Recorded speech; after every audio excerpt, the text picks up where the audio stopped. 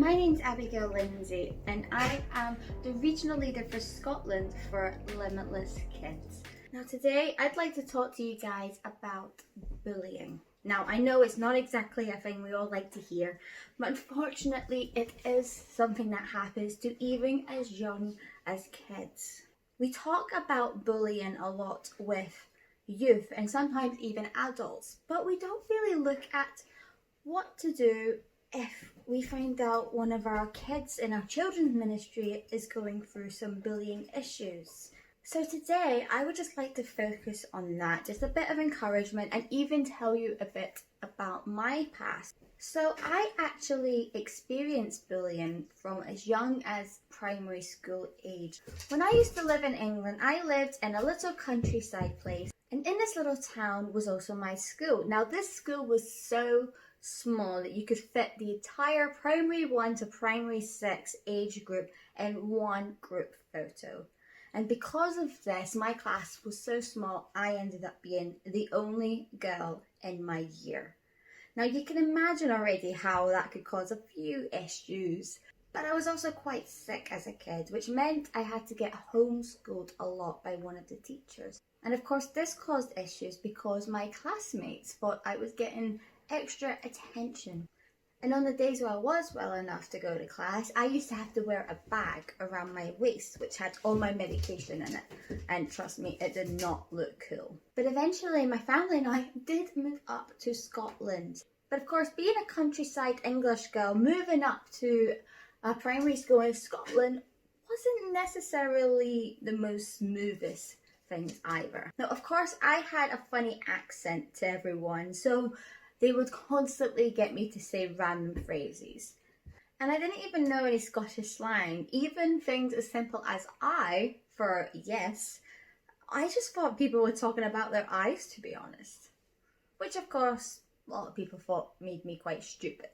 I also have quite bad eczema. Kids would look at your skin all red and blotchy and they would just laugh or think I'm disgusting and have some sort of horrible disease. So my accent was made fun of, my physical appearance was made fun of, and even being a sick kid was just an excuse for some kids to find something wrong with you. And back then I had it easy because we didn't really have technology like it is now. I mean, now kids have social media platforms, they have TikTok at the moment, which, yes, it could be harmless, but it also gives bullies another platform, another way to get in. Just picking and laughing at all these tiny little things to the kids. And some kids, sure, can brush it off, but to a lot of kids, it really gets to them. And it could even change them.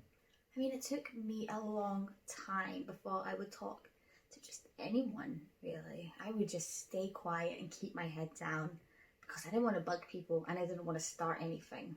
And that could be happening to some of the kids in your children's ministry. So what do you do if a kid in your Sunday school or your kids club comes in and tells you that they're getting bullied at school? Now one thing you might be thinking of is, well, if it's happening in school, then she'll tell her teachers or she'll tell her parents. But actually, you might find that often the kid won't actually tell the parent or the teacher about the issue. And the reason for that is because sometimes when adults get involved in these situations and they confront the bully, and it seems fine and it seems that it's all solved, but afterwards that kid who told their parents and the teachers, they get labelled as being a tattletale, and that sometimes can make things worse. So kids are terrified of telling their parents or teachers about any issues, and often they'll just keep their head down and try to get on with it where it could be hurting them.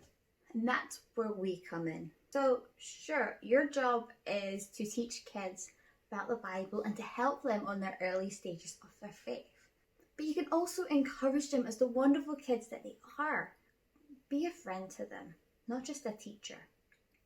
Be someone who the kid wants to come up to you and ask you to pray about a situation because they trust you and they feel loved by you. As much as we all want to stop bullying, unfortunately, it's just going to be something that's always going to be there. but we can help the kids who are going through it. So you might not have any bullying concerns in your Sunday school or club, but that doesn't mean you don't need to just completely avoid the whole topic. No, you could teach kids the Bible and about bullying at the same time. I mean, there's hundreds of stories in the Bible that give a perfectly good example of bullying. I mean, for example, David and Goliath. David trusted God and stood up to the giant, and he won. And you can teach kids as well that sometimes you're going to face some big problems, some scary things, which could be like Goliath.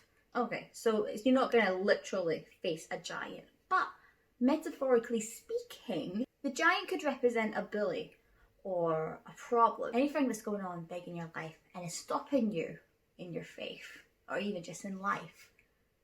And so we need to trust God's plan for us and trust that He isn't going to give us problems that we can't overcome. Another well-known example, Joseph and his Technicolor Dreamcoat.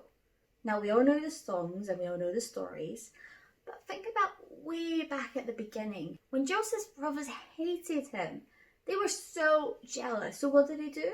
They pushed him into a hole and then later sell him off to slavery. But of course, we all know how the story ends, and Joseph became a pharaoh. Another one, Noah's Ark.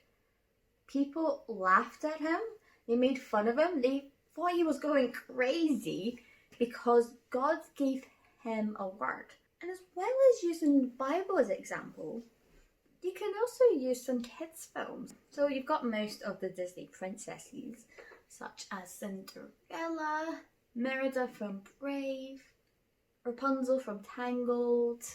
But of course, not everyone is into Disney princesses, so you can also use films like A Bug's Life, The Karate Kid, and for all those comic book lovers, you can even look at Peter Parker, aka Spider-Man. I mean, who would have thought that a superhero that everyone loves gets bullied and made fun of when he's not wearing the mask? And for those of you who like to use object lessons, there's even a bullying example for that. Take a piece of paper, for example. Pretend, just for an example, I pretend this is me. No major damage, nothing serious. Thinking about when I was younger, about all the things that people used to say to me. So for example, I got called chubby quite a lot, which did hurt, so there we go. I used to get called a freak for all my illnesses. I also used to get made fun of for my accent because it just sounded weird. And even the way I pronounce words, people used to constantly laugh, but not necessarily in a good way. I used to get pushed around. I used to get called a freak. And even a weirdo for liking the Bible, for being a Christian. This is me now. Not exactly the plain piece of paper that we used to have, okay? But you know, people say they're just words. They're not going to do that much damage. I mean, you can unravel the paper. And that's true. I can take it back out. So say, for example, you know, you can say sorry. Say, oh, sorry about that mean thing I said. That was nothing. It's just a little, you know, it's just words. Wouldn't really hurt you that much. But when we unravel the paper, it's all crumpled still. And I can try and flatten it the best I can. We're really trying to straighten it here, like to the best I can. But it's still crumpled. There's still marks that aren't going to go away. And these marks, no matter how much I try to straighten, I mean, there's even a little rip here that wasn't there before. And no matter how much I try, it's never going to be the same again. It's never going to be that perfect piece of paper. And that just shows you just how much words can really affect someone. So there you go. You can use Bible stories, Bible verses, you can use films, and even objects such as that piece of paper. And all of these are great examples on how you can teach your kids about bullying.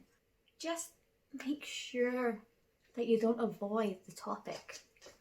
Now I hope this has helped you guys and have encouraged you on the subject bullying. Take care guys. I'll see you later.